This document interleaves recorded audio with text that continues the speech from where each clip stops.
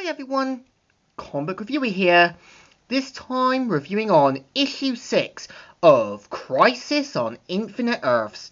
Now, as you know, Crisis on Infinite Earths was a 12-issue miniseries, and keep in mind the point of Crisis on Infinite Earths was meant to be a giant clean slate from DC. And I think looking back at the old continuity, I think it made complete sense. And I always feel like DC can clean up their mess, start over, and do something new and different. So the cover mainly has the Anti-Monitor looking evilly, and let's get on the story. It starts off with the Psycho Pirate being like a child saying, "Monitor, please, you told me time and time again I'd have an Earth to play with, millions of emotions to tamper with as I please. The Monitor is dead, and his satellite headquarters and his superpowered champions shall die with him." And we see how Flash is starting to come to, and we do kind of see how, the Anti-Monitor decides to give Psycho Pirate what he wants, and gives him tons of worlds to play with.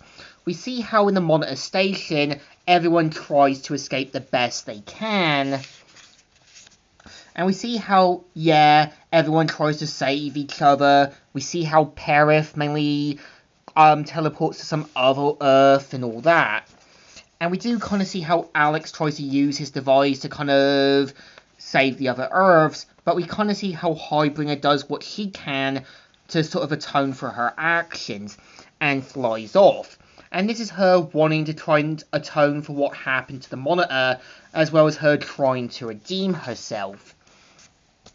And we see how, with Earth 1 and 2 slowly together, we see how the Golden Age Atom talks with Wildcat, and we see how, the woman that he saved, who mainly eavesdropped on their conversation, and this is where we're going to see her become the new Wildcat. And we see how Lex Luthor gets transported to Brainiac's ship, and keep in mind that, during the anniversary issue that I reviewed, we did see how Brainiac was upgraded to a more robotic appearance.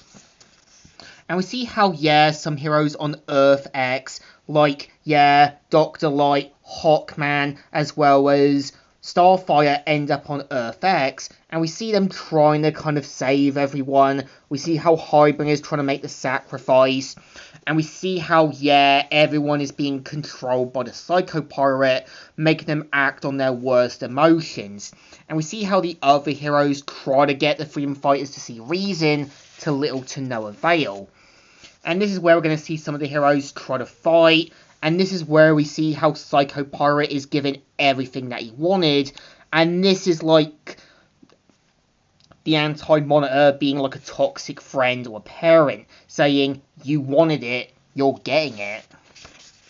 And we see how, some heroes on Earth 4, like the Golden Age Flash, Martian Manhunter and that, have to deal with Blue Beetle, Jitso Master, also Peacemaker and that. We see how they have to deal with them acting on their worst emotions as well. And we see how, some elements of histories on Earth X has leaked onto basically Earth 4. And we see how the other heroes have to try and deal with them on Psycho Pirate's emotion control. And we see how, with Earth 1 and 2 merging together, elements of Atlantis and other Atlantean kingdoms have been merged together. And we see how Aquaman, Aqualad, and Aquagirl see what's happened to Atlantis.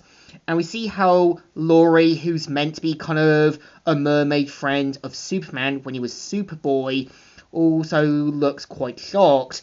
And we see how Arthur says, "I came from New Venice to find Mira," and even points out that, he wanted to kind of make things work again.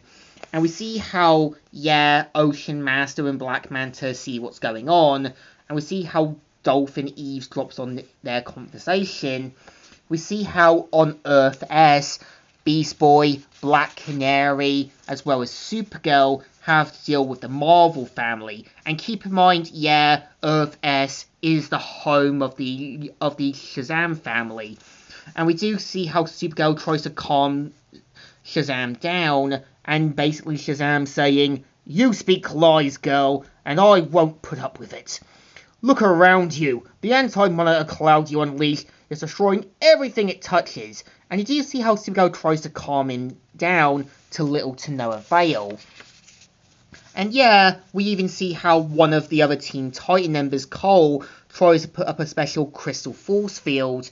We see how Wonder Woman tries to use her lasso, to little to no avail. And we see how, yeah, back on Earth X, we see how, yeah, Steel tries to calm Uncle Sam down. But we see how Highbringer's ability is able to save what remains of the other parallel universes. And we see how Psycho Pirate says, "Monitor, I was controlling all their emotions. All their power was focused. No, billions of souls crying out at once. No." And we see how, yeah, due to using what little power she had, she's now back to being Lyla. And we do kind of see how, yeah, Alex, as well as Lyla, look back at what Earths were saved, and knowing that, yeah, hopefully the other heroes can pull things through. And we do kind of see how, yeah, on Earth 2, Deathbolt, also Per Dragon, as well as Star Sapphire make an escape. And we do kind of see how, yeah, the woman that basically got saved by Wildcat ends up becoming the new Wildcat. And yeah, the next issue is going to lead to the whole death of Supergirl storyline, which the cover has been referenced millions of times and been referenced in other media. So this is the story.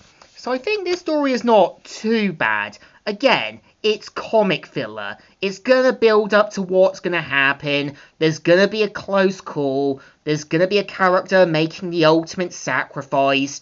And yeah, usually with a big event story, some characters are gonna have new identities. Some are gonna kind of end up getting killed in the crossfire. Some of them will have to deal with the aftermaths and that. So I think this issue definitely deserves thumbs in the middle. Well, it's not a bad issue. You know it's going to throw heroes on what parallel Earths there are, trying to save whatever they can. But it's still not that bad. So, Comic Reviewer here, signing out.